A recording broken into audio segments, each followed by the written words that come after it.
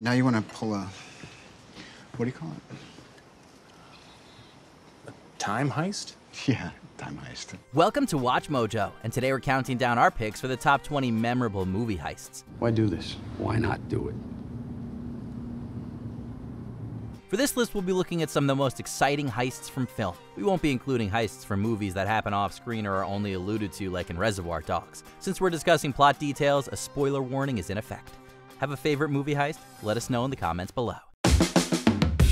Number 20, opening robbery, Baby Driver. A perfect bank robbery would only be complete with a perfect getaway, and the beginning of Baby Driver was just that.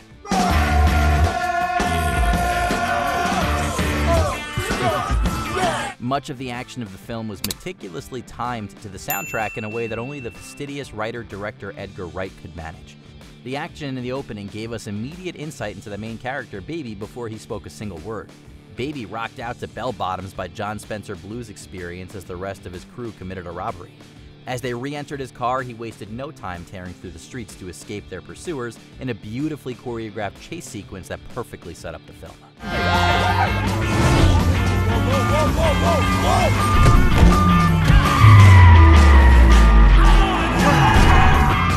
Number 19, stealing the Declaration of Independence, National Treasure. Unquestionably one of the most iconic lines ever uttered in cinema was Nicolas Cage's matter-of-fact statement that he would steal this piece of American history. I'm gonna steal it. What? I'm gonna steal the Declaration of Independence. This heist came in at the end of the film's first act as two treasure hunting teams went head-to-head in competing heists to steal the Declaration and find the clues hidden on its back. As the villainous Ian Howe attempted to steal the iconic document using brute force, Ben Gates and Riley Poole used intellect to get to it first. Get out of there. For Ben, after making it out when he escaped with the Declaration as the heist became a high-speed chase through the streets of Washington, D.C. Thunderbolt and Lightfoot teamed up the serious Clint Eastwood and the zany Jeff Bridges as the titular pair. In the heist, the pair split up, each with an important duty. Bridges' Lightfoot handled the security guards by disguising himself in drag, before disabling the alarm.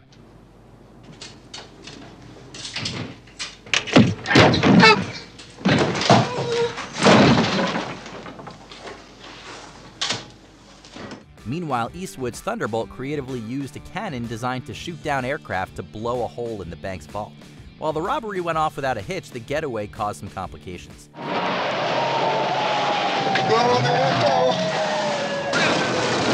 Those complications, however, led to a strong bond forming between the duo, with Bridges' performance netting the actor an Academy Award nomination. Number 17, stealing the diamonds, A Fish Called Wanda. Near the start of the film, our four jewel thieves break into a bank donning black ski masks with the goal of grabbing diamonds from the safety deposit box. Otto? Yes? Okay. What? The plan. Yeah, great. No problem. The heist was planned and executed with precision, with the crew using guns to knock out both cameras and locks along with a crossbow to unlock the vault. Just as quickly as the smash and grab style robbery took place, it ended as the gang absconded with the loot by escaping from the building's roof. Unfortunately for them, the cooperation didn't extend beyond the heist itself, and the bulk of the film was concerned with each member double and triple crossing each other to gain the diamonds for themselves. What do you have to do in this life to make people trust you? Shut up. People are always taking advantage of me. Shut up and think. Where's he moved it? Number 16, The Big Race, Logan Lucky. Rather than featuring slick criminals in suits robbing a bank or a casino, this film featured a group of hillbillies robbing a NASCAR race, or as the film itself called it, Ocean 7-Eleven. Can you just get to the part of why you think you can do this? I'll know how they move the money. Director Steven Soderbergh brought his signature slick style to this one, where the heist was not exactly what it seemed, only revealing the extent of what happened during an ending montage. This style, of course, also had a vast array of colorful characters with specialized skills, including a one-armed bartender and a demolitions expert that used gummy bears. That's it. It's a plastic bag, bleach pens, fake salt, and gummy bears. That's our bomb. Don't call it a bomb. This unique crew made their way through the bowels of the Speedway in order to pull off a heist that was brimming with charm. Number 15, The Gold Heist, The Italian Job. Modern audiences might have been more familiar with the 2003 version of The Italian Job. The heist of the armored truck in that film certainly deserves a shout out, however we thought the original starring Michael Caine was unquestionably the one that belonged here. Caine played master thief Charlie Croker, who pulled in an elite team of crooks to outsmart both the Italian police and the mafia. The crew manages to cause mayhem and distraction by sabotaging Turin's traffic system while they grab the gold, loading it into 3 Mini Coopers. The crew then slip out of the city unnoticed and into the picturesque Alps. Number 14, nun-costumed robbery, The Town. Following a group of career bank robbers from Boston, The Town featured a number of morally questionable individuals pulling off thrilling armed heists. Near the film's midpoint, the crew dons nun masks and costumes to pull off the robbery of an armored truck, standing out for its unique look. Say your prayers. Here we go. Go. The scene was immediately memorable for its striking imagery, juxtaposing the garb and likeness of religious figures holding automatic weapons, hauntingly highlighted as they pass by a young boy. Far from going off without a hitch, a number of things go awry and they barely escape the police. Things get even more out of hand at the thrilling climax to the film when the crew rob Fenway Park.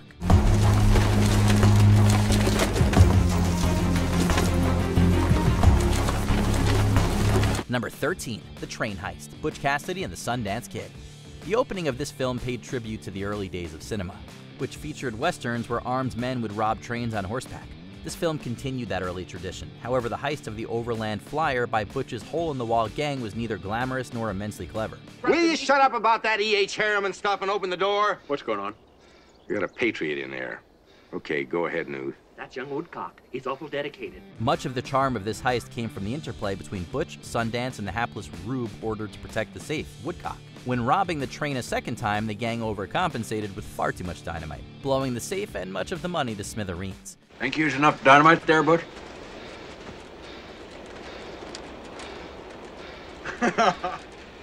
Number 12, Gold Reserve, Die Hard with a Vengeance. In Die Hard, John McClane went up against the villainous Hans Gruber, who used the guise of terrorism to pull off a heist. Want money? What kind of terrorists are you? Similarly, Hans's brother Simon Peter Gruber used bomb threats as distraction in order to rob the Federal Reserve Bank of New York of a $140 million gold bullion. $140 billion. 10 times what's in Kentucky. Fort Knox. Ha! It's for tourists. After breaking into the reserve, Simon and his crew loaded the gold bars onto dump trucks and escaped through the city's water tunnels with only McClane on their tail. Number 11, The Perfect Bank Robbery, Inside Man. This action thriller directed by Spike Lee saw Denzel Washington playing a New York City detective squaring off against a cool-headed master thief played by Clive Owen. You get me what I want. I won't kill anyone. All right. I'm on it. I'm on it. Let's just try to keep everybody calm, okay? Don't I sound calm to you? Yeah, you do. What at first seems to be a simple bank robbery and hostage situation becomes more and more complex as the plot unfolds. As Dalton Russell, Owen plays a game of cat and mouse, with Washington's detective Frazier keeping him on his toes, deceiving him multiple times. However, Frazier begins to discover the twisted truth involving a secret safe deposit box filled with blood money and secrets dating back to the Holocaust. He used his position with the Nazis to enrich himself while all around him people were being stripped of everything they owned. Then he used his blood money to start a bank. Number 10, The Death Star Plans, Rogue One, a Star Wars story. There were few franchises as popular or enduring as Star Wars, and setting a gritty heist film in the galaxy was nothing short of spectacular. You're asking us to invade an Imperial installation based on nothing but hope. Rebellions are built on hope. Rogue One chronicles the tale of how a group of misfits came together to steal the Death Star plans that would prove so pivotal to the plot of the original film. The film's spectacular finale followed the group breaking into a secure Imperial base to steal and transmit the plans to the rebels, all while a thrilling space battle takes place above.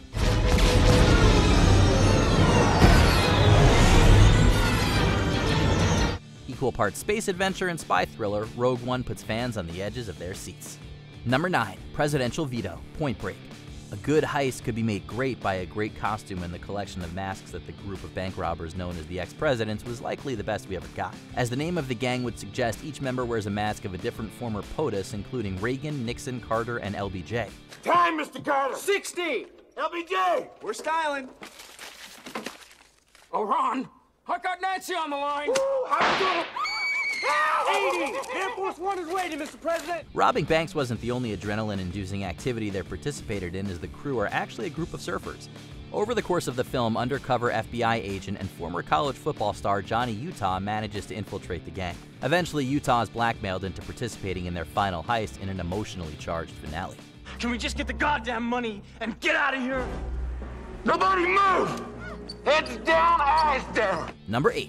Time Heist, Avengers Endgame.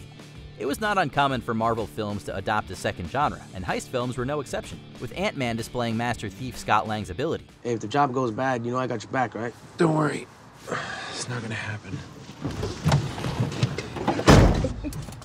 I love it when it gets cocky. In fact, it was Lang who suggested the time-traveling heist that the Avengers would embark on in the epic conclusion to the Infinity Saga.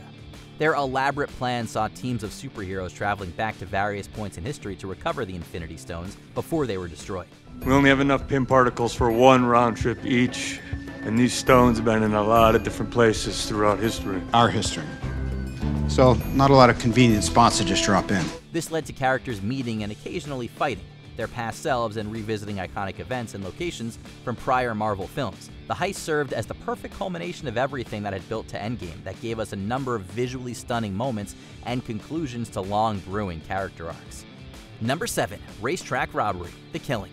Over the years, Stanley Kubrick earned a reputation as a director that is meticulous and calculating, allegedly not even letting some of his actors understand the bigger picture, only their piece in it. So it should come as no surprise that the ringleader of this film noir, The Killing, Johnny Clay, plans his robbery in much the same way. Anytime you take a chance, you better be sure the rewards are worth the risk, because they can put you away just as fast for a $10 heist as they can for a $1 million job. Told in a non-chronological order and with a voiceover that was often unreliable, the film keeps its audience as in the dark as many of the characters in the film. For certain reasons, including your own protection in case anything happens, I'm not going to give you the whole story, just your part of it. Set on a busy day at the racetrack, Johnny moves his accomplices like pieces on a chessboard, causing distractions and opportunity for himself to grab a hefty sum of cash. However, even the best chess master can be undone by an unexpected move. Number 6. Dragging the Safe, Fast 5. It was a rare thing for a film franchise to really hit its stride in its 5th entry. However, the popularity of the Fast saga unquestionably skyrocketed with Fast 5, due in large part to its shift in focus from street racing into the over-the-top action heist film territory. We're gonna do one last job. We're gonna take all of Rez's money, every dime of it, and disappear. Forever.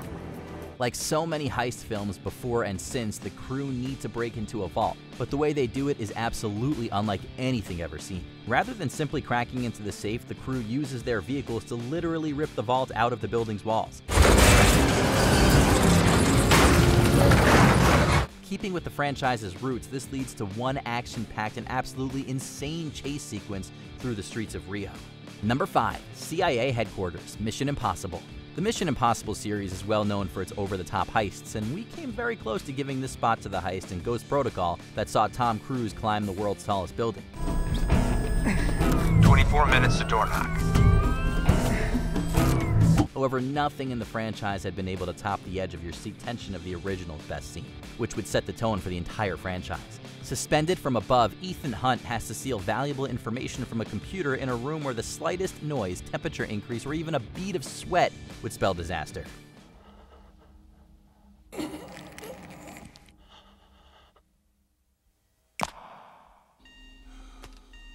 Number 4. Bank Heist, Heat. Choosing just one heist from the Michael Mann classic was no easy task, and it simply goes without saying that the armored truck robbery at the beginning of the film is one of the best heists ever put on film.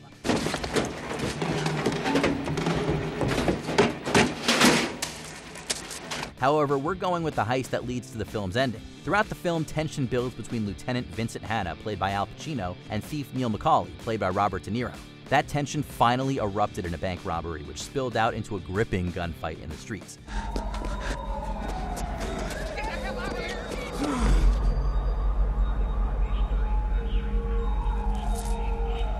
The visceral sound design of the gunshots echoing in LA streets and multiple emotional gut punches solidifies Heat as an all-time classic. Number 3. He Told Me Something Similar, The Dark Knight. With Batman Begins, Christopher Nolan successfully established a more gritty and realistic tone for the Caped Crusader. So starting the sequel in the harsh sunlight in the middle of the day in a long opening sequence with no sign of Batman was a bold move. but one that paid off incredibly well.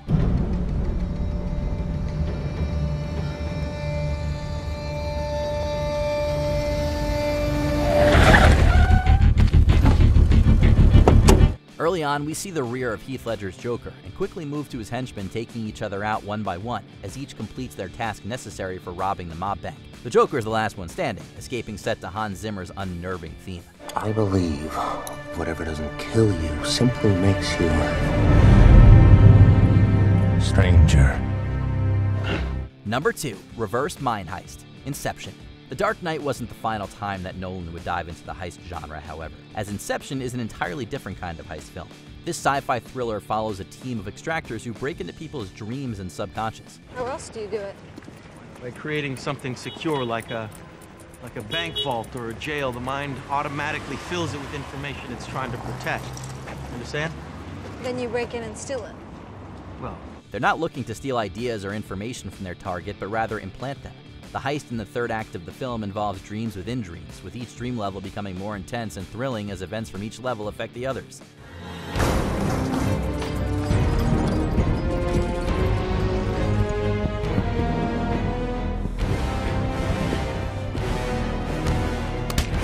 Before we continue, be sure to subscribe to our channel and ring the bell to get notified about our latest videos. You have the option to be notified for occasional videos or all of them. If you're on your phone, make sure you go into your settings and switch on notifications. Number 1, The Bellagio, Ocean's 11. The bulk of the film is spent setting up the last act where Danny Ocean and the 10 members of his team pull off a complex heist of 3 Las Vegas casinos at once. This is the vault at the Bellagio. It's located below the Strip, beneath 200 feet of solid earth. It safeguards every dime that passes through each of the 3 casinos above it. We're gonna rob it. Smash and grab job, huh? Slightly more complicated than that. The quirky collection of colorful characters bring their own unique and essential skills to the table. These include the pickpocket Linus, acrobat Yen, explosive expert Basher, and many others. The script gives the audience just enough information to be along for the intricate plot, but omits enough to pull off a number of surprises and twists. Just when we think the villainous Terry Benedict catches our heroes, it's revealed that they've done the impossible and walk out of the Bellagio in plain sight with the cash.